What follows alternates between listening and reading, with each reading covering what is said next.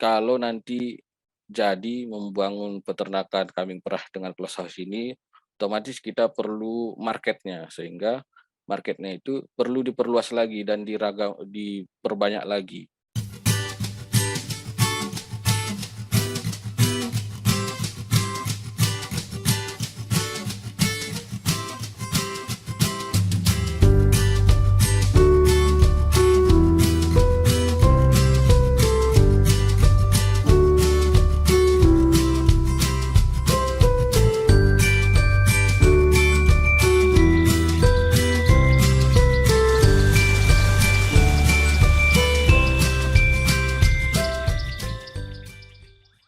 Assalamualaikum warahmatullahi wabarakatuh. Salam sejahtera untuk kita semua.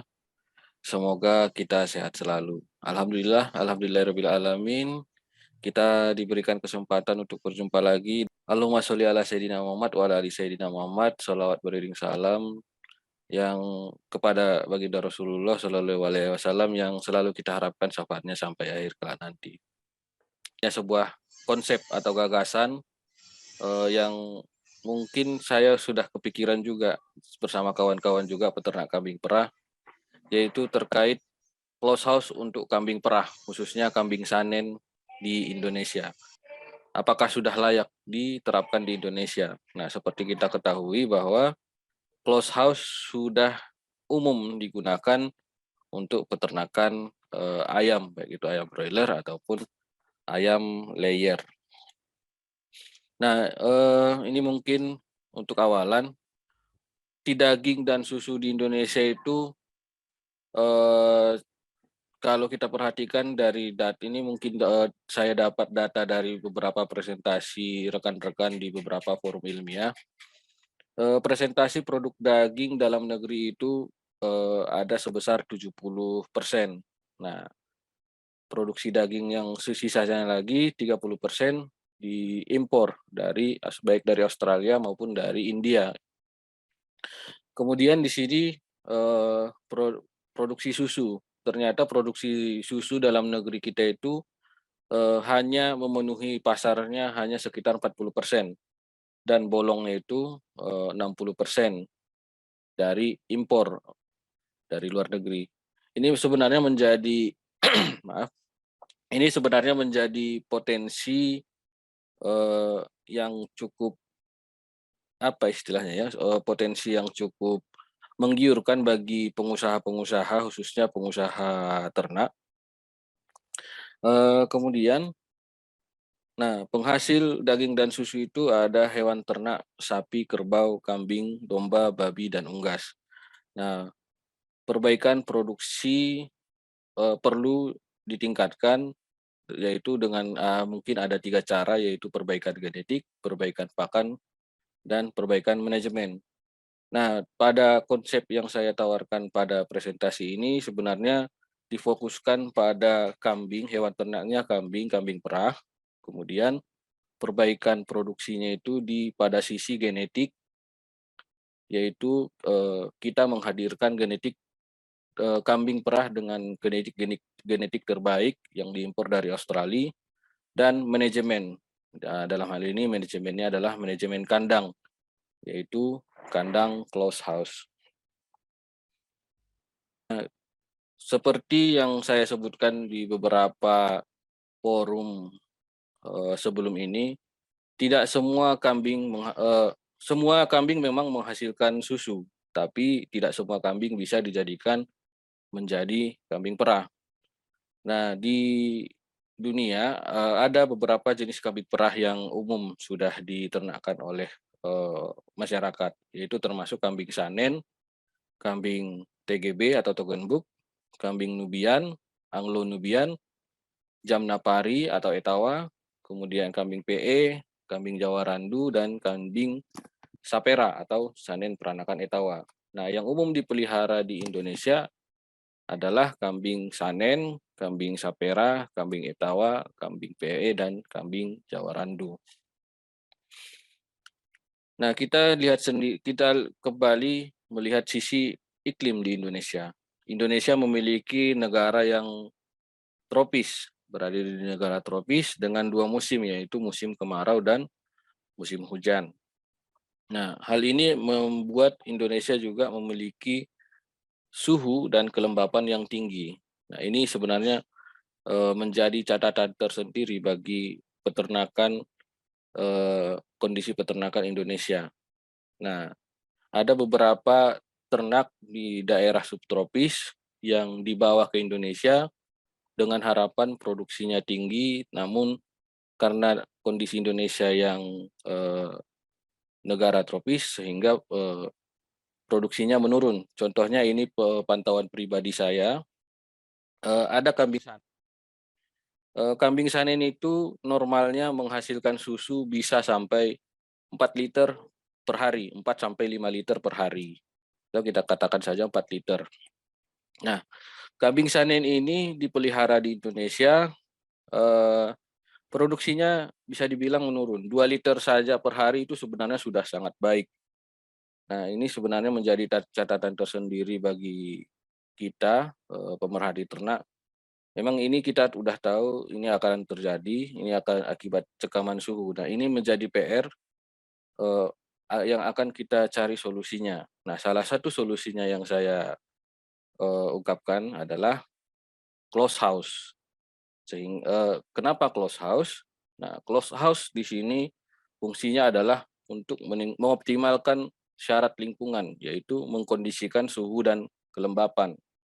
Sehingga dengan suhu dan kelembapan yang terkontrol yang dibuat mirip dengan daerah di subtropis, ini akan meningkatkan performa ternak dan memiliki daya saing dan daya produksi yang lebih baik. Nah, kemudian close house ini akan mengeluarkan kelebihan panas, uap air, dan gas-gas berbahaya dari dalam kandang. Dan close house ini menyediakan kebutuhan oksigen sehingga performa dan produksi ternak selalu optimal dan tidak ada cekaman dari lingkungan. Nah, ini saya ambil dari Medion, ilustrasi kandang close house dengan tipe tunnel atau tipe lorong dengan cooling pad. Ini sebenarnya close house ini sudah umum dan sudah biasa digunakan untuk ayam broiler ataupun ayam layer. Nah, ini sekilas dibahas tentang ukuran kandang kambing. Ini nanti kaitannya terkait analisa usaha pembangunan kandang kambing. Nah, untuk anakan, ukuran kandang kambingnya sekitar 0,6 meter per ekor, kemudian jantan dewasa 1,44 meter per ekor, darah betina atau betina dewasa 1,2 meter per ekor, induk dan anak itu sekitar 2,25 meter per induk dengan anak 2 ekor. Nah, kemudian selanjutnya, nah estimasi pembuatan CH-nya ini jujur saja saya belum pernah membuat kandang close house, juga belum punya pengalaman membuat kandang close house, cuman saya cari tahu orang-orang ataupun literatur yang punya data terkait kandang close house. Nah, ini kompartemen yang ada di close house itu ada kipas atau fan, cooling pad, heater, controller, genset, kemudian beton, baja ringan, kayu atau bambu, genteng atau tirai. Nah, dari yang disebut dari literatur yang saya peroleh disebutkan bahwa untuk membangun close house dengan ukuran 25 kali 5 meter atau sekitar 125 meter persegi itu membutuhkan biaya Rp47.800.000. Nah, dari ketiga data ini, saya simpulkan, saya tarik data atau kesimpulan bahwa biaya pembangunan close house itu membutuhkan biaya sekitar Rp382.000 per meter persegi. Nah, ini mungkin datanya masih satu orang yang mengungkapkan, bisa aja Pak Hairul punya data tersendiri terkait pembangunan close house. Nanti ini menjadi bahan diskusi kita nanti. Nah, kembali tadi yang saya sebutkan close house untuk kandang kambing perah. Apakah layak atau tidak? Ini kalau menurut saya kita membuat analisa usaha. Analisa usaha. Nah, yang saya buat di sini 500 ekor dalam jangka waktu 10 tahun. Ini mungkin kehitung-hitungan jadinya ya. Nah, ini analisa usahanya yang saya coba oret-oret. Ini analisa usaha 15 ekor kambing perah di close house. Dia ada modal tetap. Dia modal tetap dulu, dia modal ternak. Dia betina produktif 400, kalau saya buat di sini 450 ekor, jantannya 50 ekor. Nah, harga betina produktifnya itu sekitar 30 juta rupiah per ekor, sedangkan pejantan 35 juta rupiah per ekor, sehingga total nanti modal tetap untuk pengadaan ternak itu sekitar 15 miliar 250 juta rupiah. Kemudian untuk bangunan, terkait itu lahan, terus untuk kandang close house yang betina produktif, kandang close house untuk pejantan dan anakan. Ini nanti dikali 382.000 sesuai data yang tadi, dan hasilnya adalah sekian. Nah, ini ada biaya penyusutan per bulan, nanti ini fungsinya di hitung-hitungan selanjutnya, di analisa usaha selanjutnya. Nah, ini kemudian modal tetap untuk fasilitas bangunan dan produksi, ada sepatu boots, ada baju kandang, ada sekop, ada instalasi air, dan alat perah. Nah, kemudian modal tetapnya satu lagi adalah fasilitas pakan. Fasilitas pakan, ini bibit rumput, gudang pakan. Nah, ini sebenarnya muncul pertanyaan, kenapa harus ada bibit rumput? Nah, di sini sebelumnya saya buat di modal tetap bangunan itu ada lahan sekitar 2 hektar. Nah, lahan ini nanti digunakan untuk bangunan kandang close house dan juga sekaligus tempat penanaman pakan rumput hijauan. Nah, kemudian selanjutnya ini modal tetap tadi bibit rumput dan gudang pakan. Nah, kemudian selanjutnya ke tahap selanjutnya menghitung biaya tetap. Biaya tetapnya itu adalah biaya penyusutan per bulan dikali jumlah target masa produksi, yaitu sekitar 10 tahun, sehingga biaya penyusutannya 6.930.864 per bulan dikali 120 bulan, sehingga biaya tetap yang dibutuhkan adalah sekitar 831 juta sekian. Nah, kemudian ada biaya variabel juga. Biaya variabel termasuk pegawai kandang, terus pengadaan obat hewan, dan konsultasi kesehatan hewan dengan dokter hewan. Ini totalnya ada 1.680.000.000 juta. Nah, kalau dihitungkan per bulannya itu akan mengeluarkan 14 juta rupiah per bulan. Nah, ini perhitungan pendapatan atau keuntungan. Nah, ini penerimaan, kita hitung dari penerimaannya dulu selama 10 tahun. Nah, ini susu kambing yang dihasilkan oleh Sanen menurut Garman itu sekitar 1.154 kg per ekor per tahun. Nah, sehingga kalau di sini saya asumsikan ini saya kurangi menjadi 1.000 kg per ekor per tahun. Nah, ini diibaratkan harga susu kambing yang masuk pabrik, biasanya harga susu kambing yang masuk ke pabrik pengolahan susu kambing yang sehingga dijadikan serbuk, itu harganya sekitar Rp18.000 per kilogram. Nah, ini sedikit informasi, kalau di lokal, pasaran lokal itu sekitar Rp50.000 sampai Rp60.000 per kilogram. Ini sebenarnya sudah turun sekali harganya, tapi tidak apa-apa, karena target kita juga dijual ke pabrik pengolahan kambing. Nah, sehingga jumlahnya per ekor itu 4.500.000 kilogram per ekor, per 450 ekor, sehingga hasilnya adalah 81 miliar. Nah, dalam produksinya nanti itu nanti menghasilkan anakan. Nah, kalau dari literatur anakannya itu menghasilkan 3 anakan per 2 tahun atau dari 1 ekor induk. Namun saya turunkan itu, saya asumsikan 2 anakan per 2 tahun. Nah, kemudian sehingga dari 450 ekor itu menghasilkan 4.500 anakan, saya kurangi angka kematian 5%, sehingga 4.275 anak yang akan dihasilkan dikali anakan yang dijual itu dijual dengan harga 2 juta, hasilnya adalah 8.550.000.000. Kemudian indukan afkir nanti di akhir produksi indukan ini dijadikan indukan afkir, kemudian dijual dia dengan harga 2 juta, 450 ekor dikurangi dengan angka kematian 5% asumsinya, sehingga menjadi 427 ekor, hasilnya adalah 454 juta.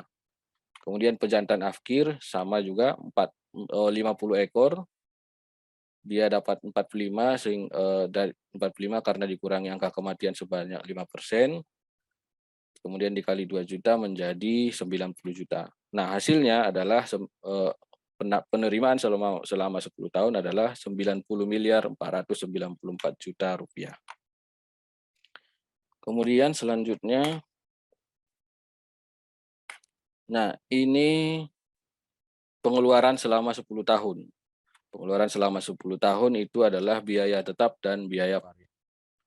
Biaya tetapnya adalah 831 juta sekian, biaya variabel 1,6 M, sehingga totalnya adalah 2.511 juta sekian. Nah, pendapatan atau keuntungan itu penerimaan dikurang pengeluaran. Dihitung-hitung pendapatannya adalah sekitar 8,7 miliar per tahun. Nah, kemudian B per C rasio. B per C rasio ini dapat dia di angka 36,03. Nah, sekedar informasi, B per C rasio ini kalau dia di atas 1 artinya dia untung. Nah,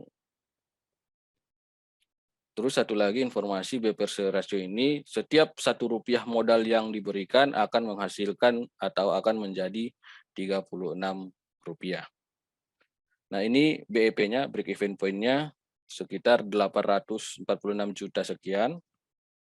Nah, ini jangka waktu pengembalian modalnya itu saya juga cukup kaget dengan hitungan-hitungan saya, mohon dikoreksi nanti juga oleh kawan-kawan dan juga oleh Pak Dr. Makruf. Dia jangka pengembalian modalnya itu sekitar 2,06 tahun.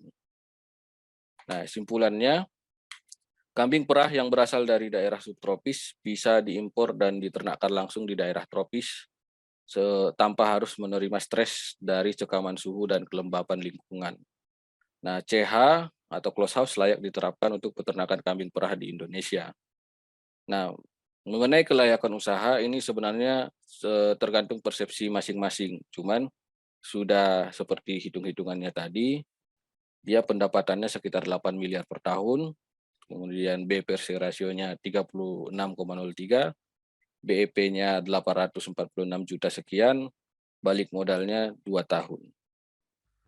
Nah, sedikit saran, ini kalau nanti jadi membangun peternakan kambing perah dengan close house ini, otomatis kita perlu marketnya, sehingga marketnya itu perlu diperluas lagi dan diperbanyak lagi untuk menampung produksi susu kambing yang dihasilkan. Nah, marketnya termasuk pabrik pengolahan susu kambing, ada pabrik yang khusus mengemas, ataupun ada pabrik yang pembuatan serbuk susu kambing. Nah, juga keragaman marketnya itu di market lokal dan global. Mungkin demikian